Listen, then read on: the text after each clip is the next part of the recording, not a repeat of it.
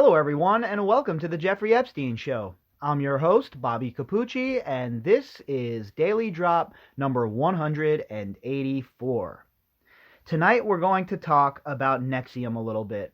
And just a quick overview, NXIVM was this supposed self-help group that was really a sex trafficking operation, a money laundering operation, and just basically a criminal enterprise.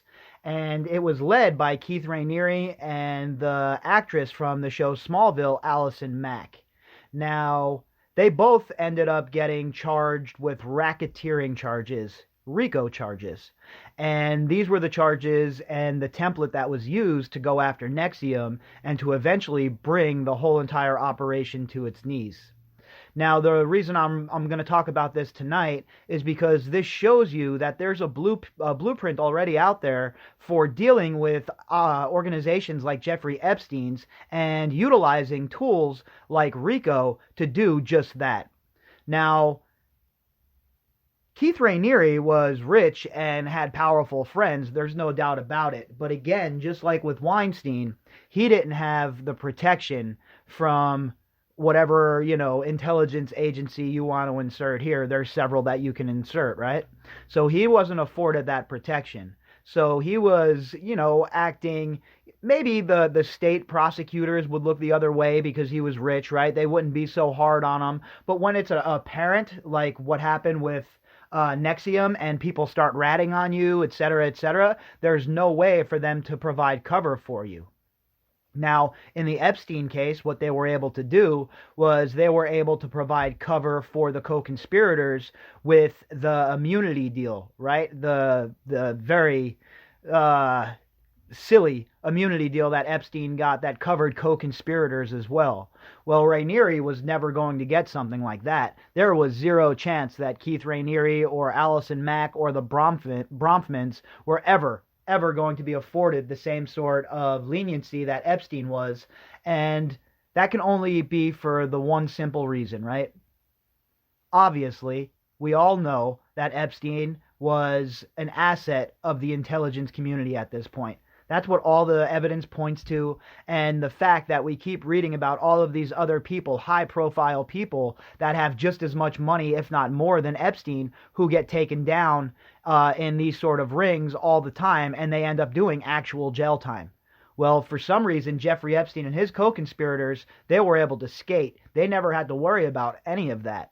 So in tonight's article, we're going to talk about NXIVM and their downfall, and obviously the most important aspect that has drawn me to this case and brought it to, the forefront here on the podcast is the racketeering angle, and that's what I want everybody to focus on here. I know we don't stray very often from the actual Epstein case, but I believe this provides a good blueprint for how the prosecution could deal with Jeffrey Epstein's remaining co-conspirators going forward. So, this article is from The Cut, and it was authored by Amanda Arnold. And the headline is, NXIVM founder Keith Rainiere found guilty on all counts. And this article was produced on June 19th of 2019. Just over a year after being arrested on suspicion of running a sex cult, NXIVM founder Keith Rainiere has been convicted. On Wednesday, jurors in federal district court in Brooklyn found Rainiere guilty on all 7 criminal charges against him, including sex trafficking and racketeering. That's RICO, my friends. The New York Times reports, while NXIVM purported to be a self-help organization, federal prosecutors say that it was instead a front for a sex cult. They say manipulated women, subjected them to ritual humiliations, monitored their calorie intake, and branded them with Rainiere's initials. Sounds like a real hell of a guy, huh? Sounds like the sort of fella that you would love for your daughter to be hanging around. Actually sounds like somebody that you would find in polite New York society. Oh, guess what? That's where he used to hang out. Shocking. I know you're all shocked by that at this point. With his inner circle, he was the ruler in his universe. Who does that sound like, folks? Does that sound like our good friend Jeffrey Epstein? The ruler of his own universe. That is the perfect description, because that's what Epstein felt he was as well, right? Anytime that anyone was in his atmosphere, they were his to do with as he pleased. And we see that with people like Keith Rainiere as well. There are a lot of parallels with this NXIVM case. A lot of parallels. And I've meant to get to this earlier, but now that we were talking about RICO last night, I figured that's a great segue into this, so that we can see the parallels and the eventual blueprint for how Rainiere was taken down. Prosecutor Maura Penza told jurors during her closing statement, "A crime boss with no limits and no checks on his power." Boy, that sure describes Jeffrey Epstein, huh? Wouldn't it be nice if the prosecutors would use such strong language in regards to Jeffrey Epstein? Wouldn't that be nice? What differentiates him from Keith Rainiere or Weinstein?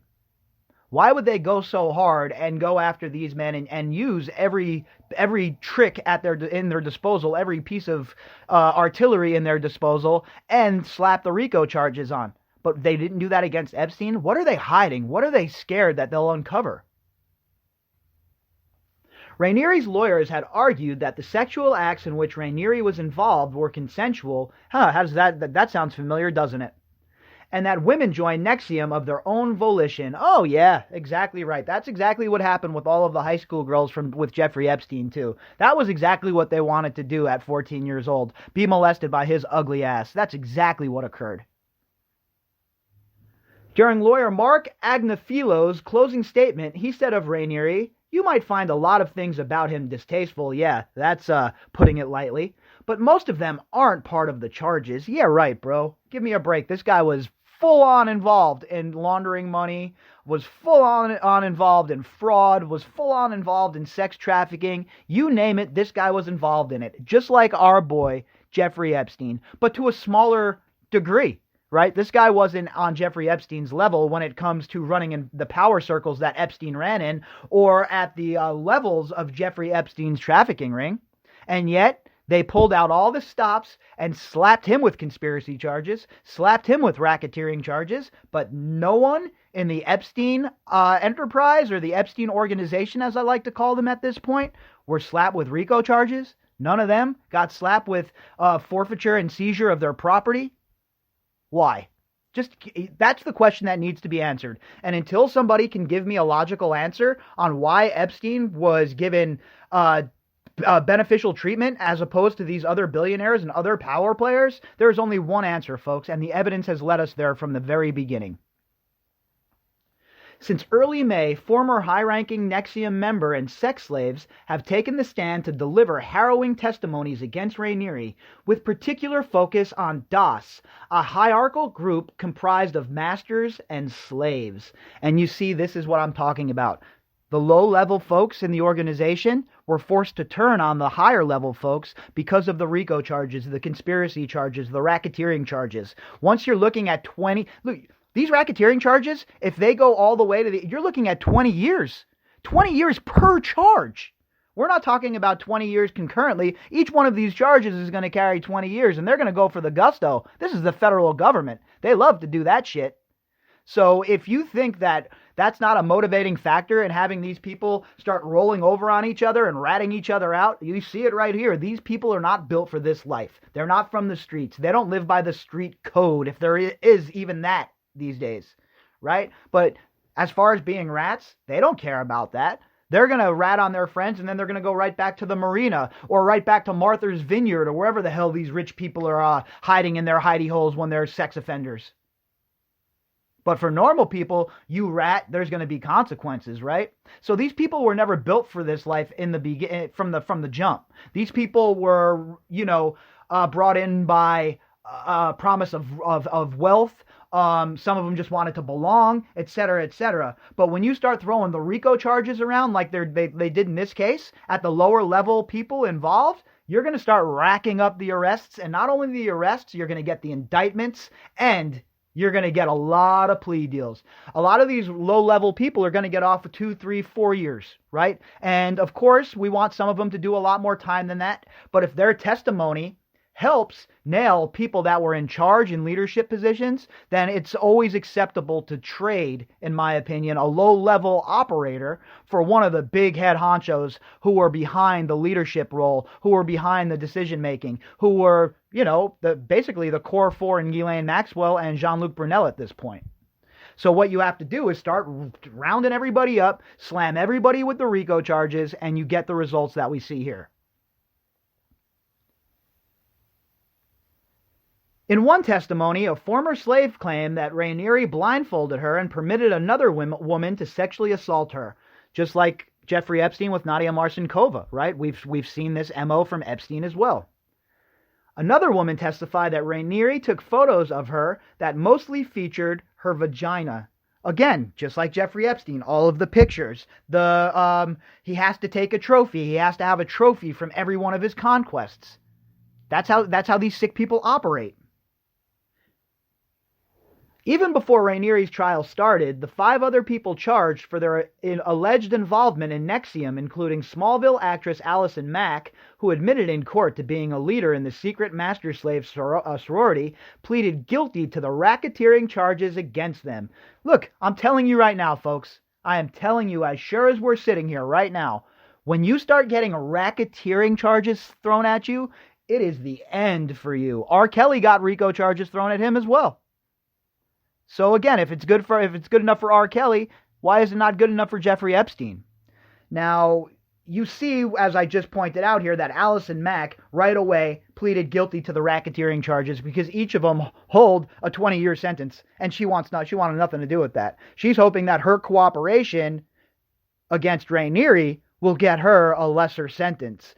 And look, again, that's a situation where I don't believe that either of them should get a light sentence. I look at Allison Mack and Keith Rainier kind of like Epstein and Ghislaine, right? The 2 heads of the organization, both in leadership roles, and both people must pay for what they have done. But you see, once you see the racketeering charges come out, you start seeing plea deals across the board, and people start cooperating because nobody is built for that 20-year life in federal prison. I'm very sorry for the victims of this case, Mack said during her guilty plea. I'm very sorry for who I have hurt through my misguided adherence to Keith Rainer's teachings. Now Rainier awaits this sentencing, which is scheduled for September. He faces life in prison. So, look, that's the blueprint right there. I'm telling you right now that the RICO angle is the way to go after these people, and if you use that RICO angle properly, you're going to be able to get not only arrests in this case, you're going to get convictions, because there's no way, zero chance, any of these people, Vickers or Groff or Adriana Ross or any of these girls, or Marcinkova, are going to be able to stand up tall and not rat on their friends when they're looking at these sort of racketeering charges, because this is serious business. We're talking about 20 years per charge, and you see how quickly Allison Mack was willing to just say, you know what, I'm going to just plea, I'm going to take the plea deal, and I'm going to cooperate against Keith Rainier and hope that, things work out in the way I hope they work out. Because at this point, when you're somebody like Mack in a leadership role, you're up against it, right? You don't have a pot to piss in, as they say. You're really up against it, and you're going to be the one that's going down, especially in these leadership roles, because all of your little henchmen are going to start rolling over on you on a regular basis, one after the other, because they don't want to do that federal time. It's pretty obvious, right? Look, these people are quick to roll over on each other, even in criminal enterprise these days. I'm talking about hardened criminals. So if you think that these girls aren't going to start singing like mockingbirds, I have news for you. They're going to, because there is the blueprint. The blueprint is right here. Here's the blueprint right here on how to go after Jeffrey Epstein and his co-conspirators as well. Because I'm telling you right now, they will start ratting on each other the second they get these racketeering charges thrown their way. All right, so there's also another article from a publication called Artvoice, and this was published on June 16th of 2018, and it's by an attorney from Albany that goes by a pseudonym.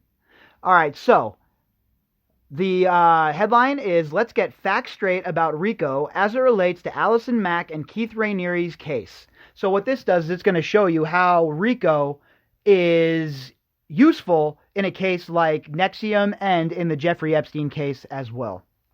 Let's get a few facts straight about RICO. The overall purpose of the RICO statute is to allow for the prosecution of criminal acts that are committed as part of an ongoing criminal organization. Check. We know that that was occurring in the Jeffrey Epstein case, right? We know for a fact that that was occurring. We had all the money laundering going on. We had the actual human trafficking aspect. We had the tampering with witnesses. We had the paying off of witnesses, etc., etc. In practice, a RICO prosecution usually focuses on the leaders of a criminal organization who order illegal acts to be committed and allows those leaders to be prosecuted for those illegal acts. Example: if the leader of a criminal organization orders a member to murder someone else and the murder is carried out, the leader, along with the member who actually committed the crime, can be prosecuted for murder. And that's what RICO does. It bypasses all of the defenses put into place for people like Jeffrey Epstein, and it allows the prosecution to manhandle him and to go in there and really start slapping people around. And I'm telling you right now, this is a huge deal, a huge weapon. It's a bazooka. It is a bazooka, and they need to use it. RICO prosecutions are based on alleged illegal acts that constitute at least one of a list of 27 federal crimes or 8 state crimes. These are called predicate offenses, and of relevance to NXIVM and its leaders, they include such things as blackmail, check for us and Epstein, right? Bribery, another check for the Epstein case. Extortion, check for the Epstein case. Fraud, whoa, what do you know? Another check for the Epstein case. Money laundering, ding, ding, ding, we have a winner. Another check for the Epstein case. Slavery, oh, well, there you go. Another one in the column of, yep, that happened in the Jeffrey Epstein case. Theft, yeah, we got that too. Bringing in aliens to the U.S., how about some 14-year-old triplets or Nadia Marcinkova or et cetera, got that as well, huh? And bringing in aliens to the U.S. or helping them enter for financial gain.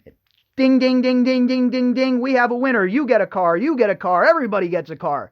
I mean, are you kidding me? This is everything that they slapped NXIVM with applies to Jeffrey Epstein as well. In order for RICO to be invoked, the defendant must have participated in at least 2 qualifying criminal acts within a 10-year period, and the acts must be related to one another. So that would mean the money laundering as well as bringing people in from a foreign country and have it connected. And that's very easy for the investigators to do, for the prosecution to do. All you need is a couple of competent forensic accountants, and it's money in the bank in this case for Jeffrey Epstein. Zero doubt about that. When a RICO case is initiated, the prosecution can seek a pretrial restraining order or injunction that temporarily freezes a defendant's assets. Well, what do you know? What have I been talking about for months now? And or seek to have the defendant post a substantial performance bond. Either of those actions can make it difficult for a defendant to access the funds they need to hire a defense attorney. Looks like Claire has already gotten around this by establishing trust to pay defense attorneys for her and others. But you see how that's important, right? It's another tool for the government to make life difficult for people that are getting slapped with RICO charges. And again, everything that they used against NXIVM applies to the Epstein criminal operation as well. So make sure you're asking yourself as we're going through this, never keep the question far from mind. Why was Epstein afforded protection that nobody else was afforded? Anyone convicted under RICO can be fined up to $25,000 and sentenced to 20 years in federal prison per count. Now you see why it's such a dangerous law. Per count? Boy, oh boy. In addition, they can also be ordered to forfeit all ill-gotten gains and pay treble damages. All ill-gotten gains.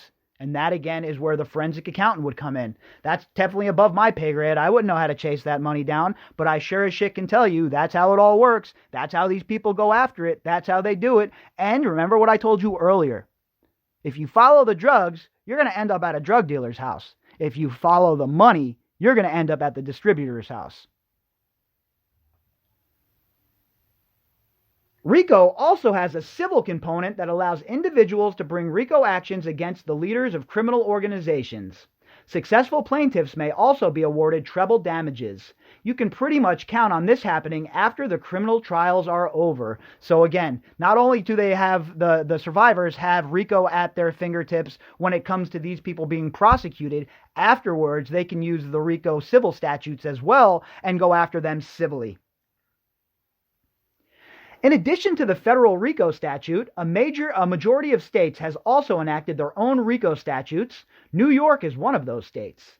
These state statutes generally expand the list of underlying crimes that can be used as the basis for bringing a RICO prosecution. They're making it real damn easy to bring RICO charges, and yet we don't have any. And yet Berman has nobody brought in. They're not shaking any trees, not kicking over any ants, any bees hives. Nope, nothing. Just running around, acting like, they're calling Prince Andrew out, acting like they're actually doing something, but in reality, there's no movement, right? Let's go. Let's get busy, Mr. Berman, or are you going to get undercut by Denise George in the Virgin Islands? Because at this point, she seems like the more likely of the two to really pursue this and to really go after these people. So are RICO prosecutions a possibility as regards to the leaders of NXIVM? Of course. Will the feds go that route? We'll have to wait to find out. And we know that they did go that route. We know that they did get charged and found guilty on the counts of racketeering. They pled guilty, etc., etc. If the feds decide to indict Claire and or Sarah Bronfman, they might attempt to level the playing field by couching the case as a RICO prosecution and seek to freeze at least some of their assets. But they could just as easily charge them under a variety of federal criminal statutes and or make referrals to state prosecutions. The latter probably won't happen until there's a district attorney in Albany County or Saratoga County that hasn't been compromised or corrupted by NXIVM. And that ends today's overview on RICO. There you have it, folks. Now, I'm not a legal professional, certainly not a lawyer. I don't even pretend to know the statutes and all of the laws or anything like that. But one law I do know is RICO. I've seen it wielded by the federal government on people that I care about. I know exactly how they roll. And the fact that they're not using the RICO statutes to go after Epstein's co-conspirators, it just, again, it leaves a stench of stink hanging over the case. Because if they were serious about justice, if they were serious about bringing these people down, then they would slap them with these RICO charges and the ball would get rolling and it would be game on. So I wanted to talk about this NXIVM a little bit tonight. That way we could see the parallels between the two and see how RICO is applicable in the Epstein case as well as this NXIVM case. So hopefully this gave you a little bit more of an idea, a bit of an overview about what RICO is and how it can be used. And I know there's been some confusion and some people, not too sure what the laws are or what they can do or, how they work and how they're administered. Well, this gives you, like I said, a blueprint, in my opinion, and a template on how the government should conduct themselves going after Epstein. But in the Epstein case, they should be even more aggressive, considering how many people were involved, how it was young children, and how many decades this spanned. This should be an all-out, full-court press by the government, slapping everybody ever involved, Wexner, Dubin, etc., name them all in the RICO the RICO case, and then let the forensic accountants and the investigators sort it all out. There's just no reason for this not to be RICO at this point. So, all right, folks, I'll be back later on, tomorrow morning, I should say, with the usual morning update and the daily drop. If you'd like to contact me, you can do that at bobbycapucci@protonmail.com. That's BOBBYCAPUCCI@protonmail.com. You can also find me on Twitter at BOBBY_CAPUCCI. All right, everybody, until tomorrow.